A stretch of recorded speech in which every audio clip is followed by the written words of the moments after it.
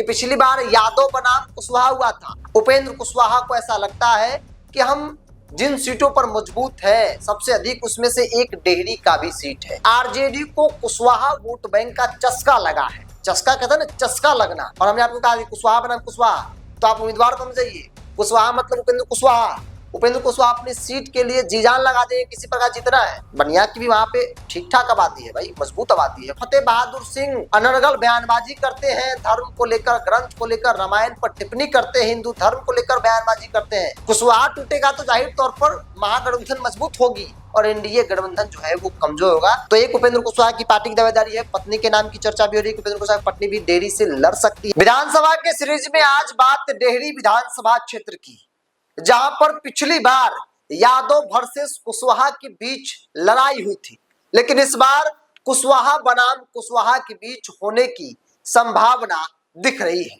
नमस्कार, the India top देख रहे हैं, मैं हूं आपके साथ बिरजू सिंह। देखिए, विधानसभा के सीरीज में अलग अलग वीडियो में अलग अलग विधानसभा क्षेत्र के जातीय समीकरण, क्षेत्र का चुनावी इतिहास, मजबूत दावेदार के साथ साथ विधायक जी का क्या होगा, तमाम चर्चाओं को लेकर हम आपके बीच हाजिर होते हैं। और इस वीडियो में रोहतास के डेहरी विधानसभा क्षेत्र की बात हम करेंगे, जो कि काराकाट लोकसभा क्षेत्र के अंतर्गत आता है। हमने आपको शुरू में बताया कि पिछली बार यादव बनाम कुशवाहा हुआ था, लेकिन इस बार कुशवाहा बनाम कुशवाहा के बीच लड़ाई होने की संभावना दिख रही है। चूंकि इस सीट पर भारतीय जनता पार्टी की दावेदारी है, इसके साथ उपेंद्र कुशवाहा की भी पैनी नजर है।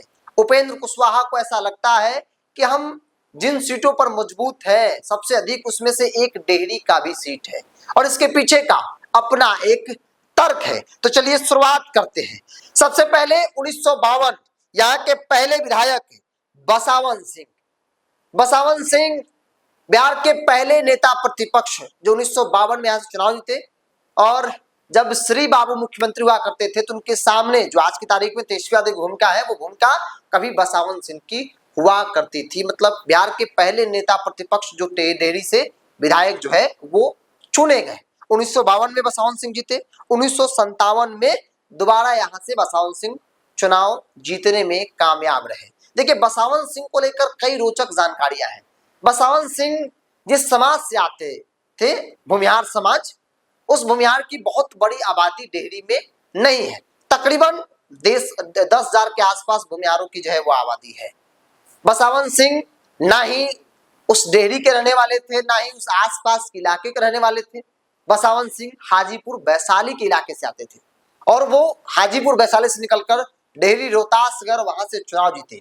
हालांकि उनका कद एक बड़े नेता के तौर पर, एक बड़े मजदूर नेता के तौर पर उनका नाम जो है आज भी लोग लेते हैं। और यही बड़ी वजह रही कि बसावन सिंह वहां से लगातार 2 बार उसके बाद भी डेहरी से वो विधायक रहे। मतलब एक बड़े नेता के तौर पर बसावन सिंह का नाम जो है वो लिया जाता है। हालांकि मैंने जात का जिक्र किया तो तब 1952 या उसके आसपास जात की राजनीति उतने चरम पर नहीं थी।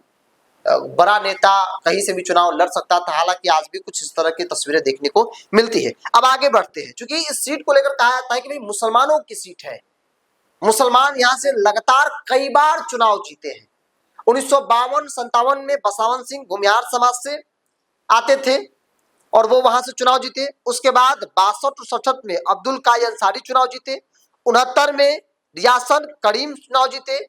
72 में अब्दुल करीम अंसारी चुनाव जीते। 77 में बसावन सिंह फिर जनता पार्टी की लहर में यहां से चुनाव जीतने में कामयाब हो गए।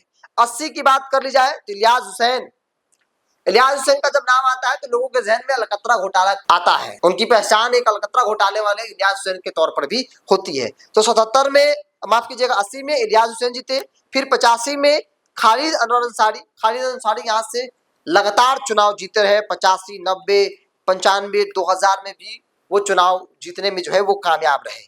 अब शुरू होता है नीतीश कुमार का एरा, साल 2005, जो कि 2005, 10, 15, 20 नीतीश जी का ही एरा है। 2005 में कहा गया कि नीतीश कुमार के नाम की लहर थी।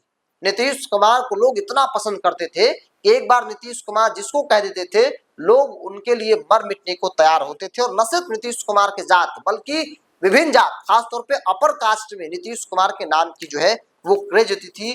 लोगों को ऐसा लगता था कि लालू यादव के खिलाफ कोई मजबूती से खड़ा हुआ और लड़ाई को आगे लड़ सकता है तो वो नाम नीतीश कुमार है। 2005 में हालांकि इस डेयरी में एनडीए का जादू नहीं चला, नीतीश कुमार के जादू की छड़ी नहीं चली। यहाँ पर से निर्दलीय चुनाव जीते प्रदीप जोशी। साल 2005 में प्रदीप जोशी यहाँ से निर्दलीय चुनाव जीते। फिर 2010 में प्रदीप जोशी ने अपनी पत्नी ज्योति रश्मि को मैदान में उतारा और वो भी चुनाव जीतने में कामयाब रही, वो भी निर्दलीय। तो प्रदीप जोशी का भी अपना वहां पर एक जलवा है, अपने जो है वो चाहने वाले लोग हैं। प्रदीप जोशी मारवाड़ी यानी बनिया समाज से आते हैं, आज भी वो चुनाव लड़ते हैं। 15 के बाद, माफ कीजिएगा 10 के बाद 15 में भी लड़े, हालांकि उन्होंने अपनी पार्टी बना ली। 10 में लड़े, ठीक ठाक वोट आया, चुनाव नहीं जीते।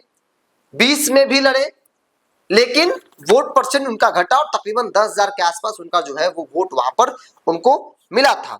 15 में इलियास हुसैन चुनाव लड़े आरजेडी के सिंबल पर।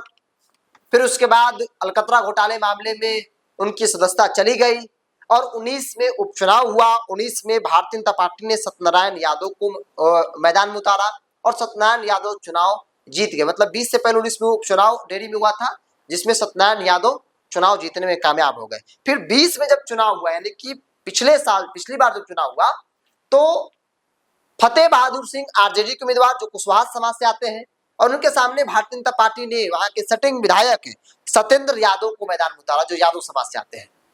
यादव बनाम कुशवाहा के बीच लड़ाई हुई और उस लड़ाई में कुशवाहा यानी आरजेडी 400 तकरीबन आसपास वोट से जो है आरजेडी के फतेह बहादुर सिंह चुनाव जीतने में कामयाब हो गए। लेकिन इस बार क्या होगा? फतेह बहादुर सिंह रहेंगे, जाएंगे, एनडीए के अंदर किसको मिलेगा, इन तमाम बातों को लेकर चर्चाएं जो है वो हो रही है। देखिए आरजेडी को कुशवाहा वोट बैंक का चस्का लगा है। चस्का कहता है ना, चस्का लगना, तो आरजेडी को चस्का लगा है। लोकसभा चुनाव में भी परिणाम देखने को मिला। आरजेडी ने जहां जहां कुशवाहा उम्मीदवार उतारे वहां वहां आरजेडी को कुशवाहा का वोट मिला और इस लिहाज से आरजेडी आगे की रणनीति पर इसी रोडवे पर काम करेगी, कैसे कुशवाहा को अपने पक्ष में किया जाए। कुशवाहा टूटेगा तो जाहिर तौर पर महागठबंधन मजबूत होगी और एनडीए गठबंधन जो है वो कमजोर होगा, जबकि एनडीए के अंदर कई कुशवाहा चेहरे ऑलरेडी हैं। तो इस लिहाज से कहा जा रहा है कि फतेह बहादुर सिंह जो कुशवाहा समाज से आते हैं उनको इस बार भी रिपीट किया जा सकता है।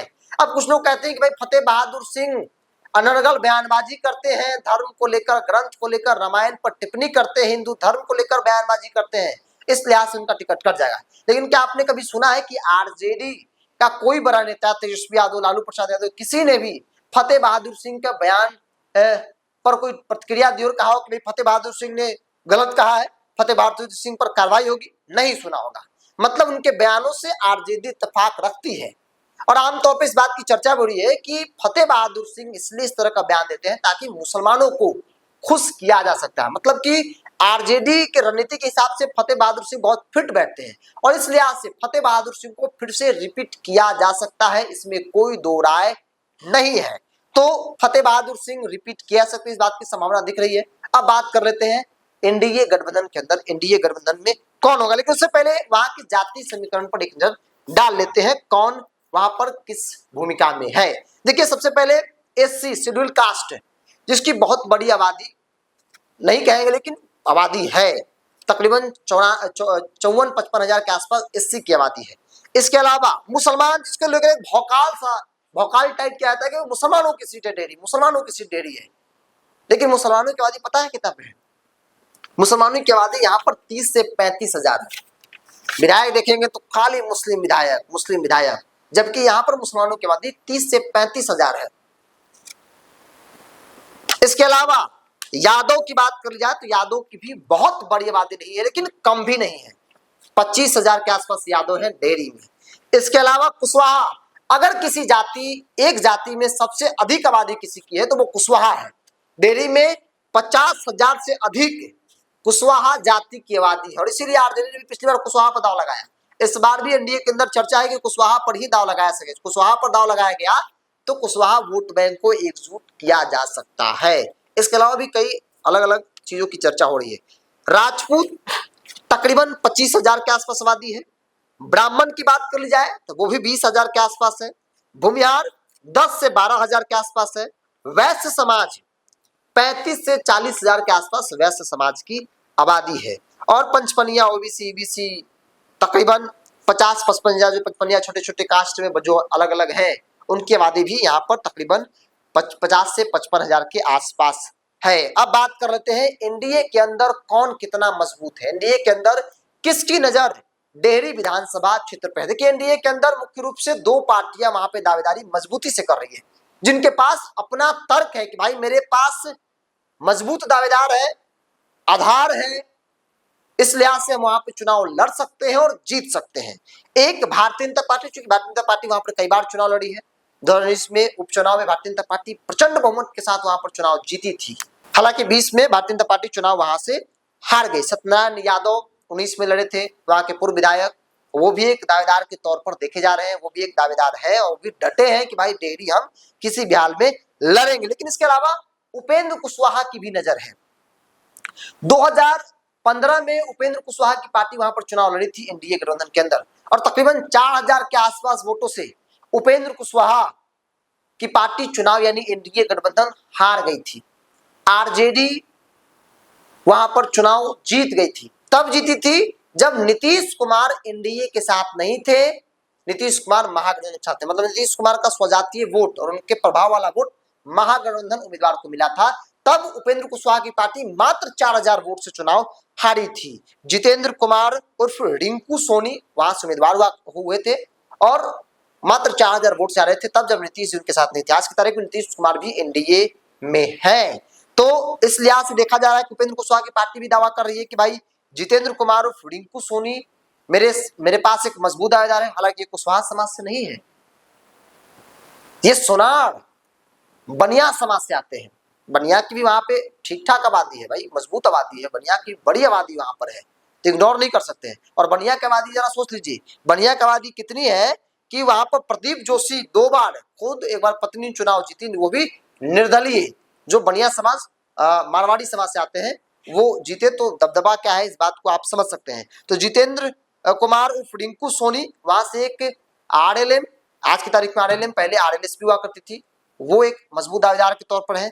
इसके अलावा चर्चा है कि उपेंद्र कुशवाहा की पत्नी इस बार चुनाव लड़ेगी और संभवतः उन्हें कुशवाहा बहुल इलाके से चुनाव लड़वाया जा सकता है, जिसमें एक डेहरी सीट की भी चर्चा हो रही है। चूंकि डेहरी में कुशवाहा की बड़ी आबादी है, कुशवाहा तकरीबन 50,000 है। हालांकि चर्चा हो रही थी कि वैशाली किसी सीट से लड़ेंगी, लेकिन वैसा सीट नहीं है जहां कोई कुशवाहा बड़ी आबादी हो, कुशवाहा मतलब कि तय कर रही सत्ता, वैसी कोई सीट नहीं दिख रही है। तो इसलिए डेहरी की सीट से चुनाव लड़वा सकते हैं, इस बात की संभावना दिख रही है। इसके अलावा एक नए उपेंद्र कुशवाहा की पार्टी में ज्वाइन किए हैं कक्कू खान, मुस्लिम, वो ज्वाइन किए हैं, तो उनके नाम की चर्चा है कि वो भी उसी उम्मीद के साथ गए। लेकिन कक्कू खान की दावेदारी उतनी मजबूत नहीं है, क्योंकि भाई एनडीए गठबंधन को मुसलमानों को कितना वोट मिलेगा, 2-4-5 हजार। अब 5000 वोट के चक्कर में 50,000 वोट पर दाव लगा दे, ऐसा कोई नहीं चाहेगा। तो इस लिहाज से कक्कू खान की दावेदारी बहुत मजबूत नहीं है। लेकिन यहाँ पे आरएलएम के रिंकू सोनी की दावेदारी दिख रही है, मजबूत दिख रही है, वो क्षेत्र में काफी सक्रिय है, पार्टी में सक्रिय है, तो उनके लिए उपेंद्र कुशवाहा भी लगे हैं कि भाई उनको वो सीट पार्टी के खाते में, और पार्टी जो है अपने हिसाब से वहां के संगठन को साध सके। अगर उपेंद्र कुशवाहा की पार्टी वहां चुनाव लड़ी, कुशवाहा उम्मीदवार ना भी दे तो कुशवाहा में मैसेज आएगा कि उनकी खुद की पार्टी वहां पर चुनाव लड़ रही है, क्योंकि सामने कुशवाहा उम्मीदवार होगा, और अगर इधर एनडीए के अंदर कोई दूसरा दल लड़ा तो कुशवाहा वोट आसानी से आरजेडी लेकर चला जाएगा, इसमें कोई दो राय नहीं है। तो एनडीए के अंदर 2 दलों की दावेदारी मजबूत है वहां पर, एक उपेंद्र कुशवाहा की पार्टी, और हमने आपको कहा कुशवाहा बनाम कुशवाहा, तो आप उम्मीदवार को समझिए, कुशवाहा मतलब उपेंद्र कुशवाहा। उपेंद्र कुशवाहा अपनी सीट के लिए जी जान लगा देंगे, किसी प्रकार जीतना है, और जब वो खुद लड़ेंगे तो समाज के लोग भी प्रतिष्ठा, भाई प्रतिष्ठा है, समाज के नेता उपेंद्र कुशवाहा, उनके लिए लड़ेंगे, उनके लिए एकजुट होकर चुनाव जो है वो करेंगे। तो इस लिहाज से कुशवाहा को गोलबंद उपेंद्र कुशवाहा आसानी से अपने लिए कर सकते हैं और लोग भी उनके लिए मान जाएंगे। तो एक उपेंद्र कुशवाहा की पार्टी की दावेदारी है, पत्नी के नाम की चर्चा भी हो रही है, उपेंद्र कुशवाहा की पत्नी भी डेहरी से लड़ सकती है, संभावना दिख रही है, वो भी विधानसभा को चुनाव लड़ेंगी, किसी सीट से लड़ सकती है, इसमें एक डेहरी का भी सीट है। उसके अलावा रिंकू सोनी की दावेदारी है। इसके अलावा आप सत्यनारायण यादव की दावेदारी है। तो मुख्य रूप से 2 पार्टियां जो काफी मजबूत वहां पर है, और इन्हीं दोनों पार्टियों में से किसी एक को टिकट किसी एक के खाते में सीट जो है जा सकती है, लेकिन अधिक संभावना उपेंद्र कुशवाहा की पार्टी की दिख रही है। उपेंद्र कुशवाहा की पार्टी यहाँ पर चुनाव लड़ सकती है। बहरहाल अब सबकी नजर जनसुराज पर टिका है कि जनसुराज किस पर दाव लगाएगा। अगर आरजेडी से कुशवाहा उम्मीदवार होगा तो जनसुराज क्या मुसलमान पर दाव लगाएगा? मुसलमान पर दाव लगाया जनसुराज तो फिर क्या होगा भाई, आरजेडी डाउन होगी। और अगर बनिया पर लगाया, जैसे कि चर्चा है कि प्रदीप जोशी अपनी पार्टी चला रहे, हो सकता है कल को जनसुराज चले जाए, वो विलय कर ले प्रदीप जोशी, चूंकि पिछले चुनाव में बहुत अच्छा रिस्पॉन्स जनता ने नहीं दिया, 10,000 के आसपास वोट आया, तो मनोबल डाउन होता आदमी का, वो जनसुराज से लड़ जाए तो बनिया पर दाव लगाए तो फिर भारतीय जनता पार्टी एनडीए गठबंधन को डैमेज करेंगे। तो प्रशांत किशोर किस पर दाव लगाएंगे, इस पर भी सबकी नजर है। अभी प्रशांत किशोर ने अपना पत्ता नहीं खोला है। बहरहाल आप क्या मानते हैं डेयरी को लेकर? डेयरी को लेकर आप क्या जानते हैं? अगर कोई जानकारी हमसे छूट गई हो, आपको ऐसा लगता है, तो फिर स्क्रीन पर चल रहे व्हाट्सएप के माध्यम से, व्हाट्सएप नंबर चल रहा है, उसके माध्यम से आप अपनी जानकारी हम तक, आप अपना सलाह हम तक पहुंचा सकते हैं। इस पूरी रिपोर्ट में इतना ही। बहुत बहुत धन्यवाद।